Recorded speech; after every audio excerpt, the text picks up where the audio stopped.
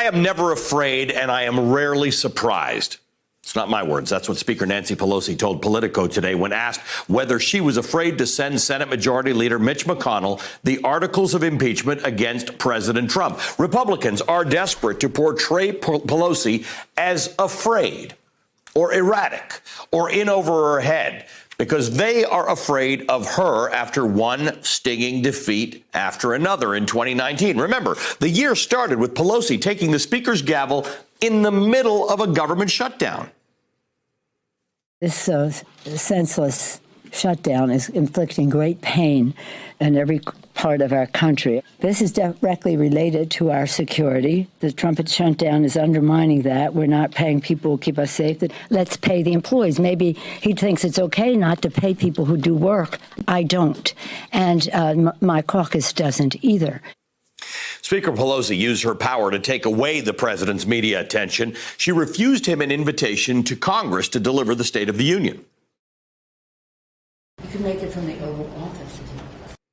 He can make it from the Oval Office. After 35 days, President Trump surrendered to Pelosi and reopened the government without winning any of his central campaign promises. Trump ultimately got his State of the Union invitation. In case that seems like so many moons ago and you don't remember it, you will remember this. At that speech, Pelosi delivered the clap that was seen around the world. We must reject the politics of revenge, resistance, and retribution, and embrace the boundless potential of cooperation, compromise, and the common good.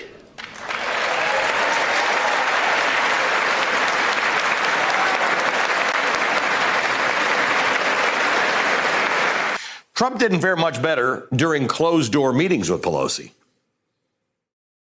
Sometimes when we're talking to him, he agrees.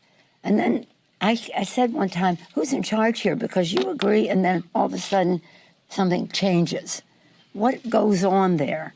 Who's in charge? One of the most incredible standoffs between Nancy Pelosi and Donald Trump happened in a meeting when Speaker Pelosi literally stood up to the president after his decision to pull out of northern Syria. The moment was captured by a White House photographer. Here's how Lawrence described this iconic photo on the day Donald Trump tweeted it to the world. It tells the story of the Trump presidency better than any other photograph. Nancy Pelosi immediately placed that photograph on her Twitter page, and she will never replace it with a better photograph. It is the perfect portrait of the child president. The Trump face is full of the confusion and fear of a 4-year-old boy being rebuked by an adult in the room, full of adults who know he shouldn't be there. 50 years from now, school children studying American history will come upon this photograph, and they will instantly know who was in charge in that room, the adult standing and pointing at the pained face across the table. And then there is Speaker Pelosi as the expert explainer of Donald Trump's actions. Just this week, here's how Nancy Pelosi responded to Trump's attacks on the late Democratic Congressman John Dingell. What the president misunderstands is that cruelty is not wit. Just because he gets a laugh for saying the cruel things that he says doesn't mean he's funny.